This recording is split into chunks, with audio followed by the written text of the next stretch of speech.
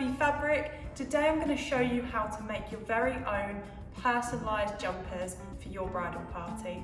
As you can see, it's got a really simple design. I've used HappyFlock, which is really nice and soft, a little bit raised for that kind of luxurious looking edge to it.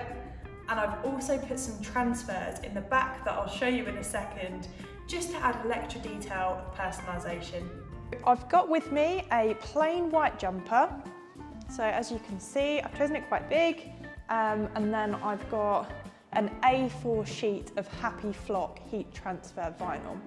So what this means is that it's vinyl that can be applied using heat, so a heat press or an iron, but also it's going to have a lovely soft texture and slightly raised from the fabric. It's almost going to look like it's kind of sewn on, which is what I'm going for. So I've got my design up on Silhouette Studio, and all I'm going to do is just measure and make sure that I'm happy with the size.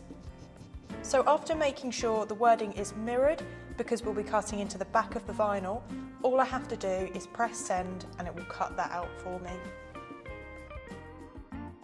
What you can see here is me taking a weeding tool and simply taking away the excess vinyl. And here is the finished piece ready to be applied on using the Happy Press. So now I've made my way over to the Happy Press 4 and we're going to apply the flock. So what I need to do is set my heat press to 165.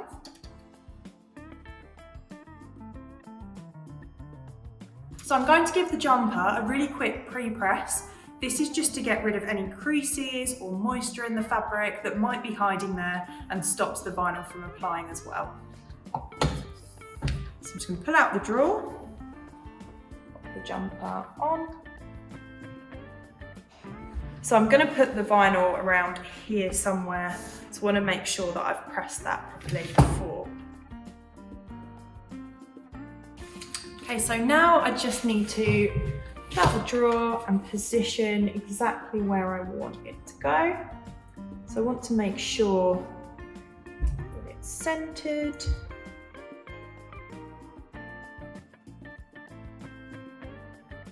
Okay, so now we're centered, I'm going to push that back in, and then this is where the release paper or grease-proof paper comes in really handy.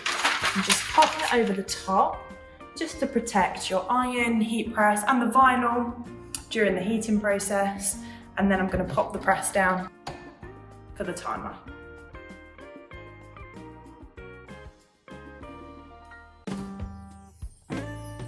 So now I can take the release paper off,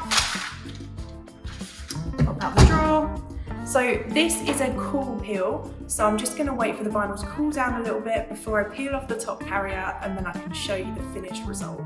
Here it comes.